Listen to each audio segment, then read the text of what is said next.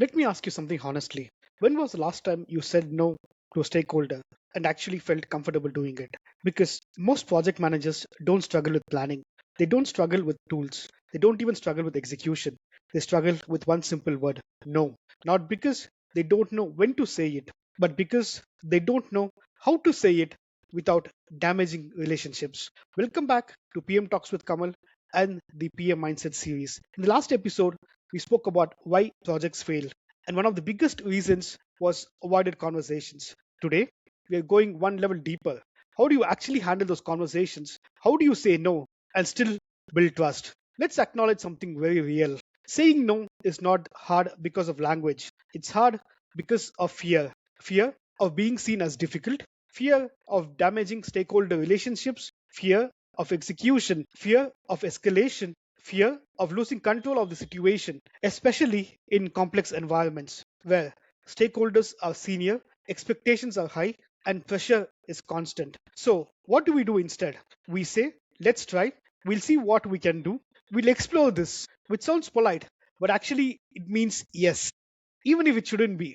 And that's where problems begin. Let's see what happens when you don't say no. Let's talk consequences, the real ones. When PMs don't say no, scope keeps expanding, teams get overloaded, timelines become unrealistic, quality drops, and here's the irony, the very thing you are trying to protect, the relationship gets damaged anyway. Because eventually something breaks. And when it does, the question becomes, why wasn't this raised earlier? Let me give you a scenario. A stakeholder comes to you and says, can we add this feature? It's critical. You know, it wasn't part of the scope. It impacts timeline. The team is already stretched. Now you have three options. Say yes, short term comfort, but long term damage. Say no bluntly, which creates friction. Say no strategically, which builds respect. Great PMs choose option 3.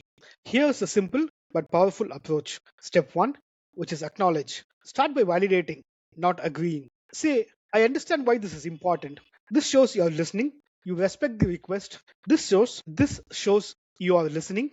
You respect the request. Step 2, bring reality. Now introduce constraints calmly. Given a current scope and timelines, based on the current capacity, these sentences or words help you to build the conversation where you're not rejecting, you're grounding the conversation in reality. Step 3, offer options. This is the key. Instead of saying no, say we have a few options here. For example, we could say we can include this, but it will impact timeline. We can prioritize this over something else. We can plan this for the next phase. Now, the stakeholder is part of the decision. Step 4, align on trade offs. If we take this up, we will need to adjust X or Y. What would you prefer?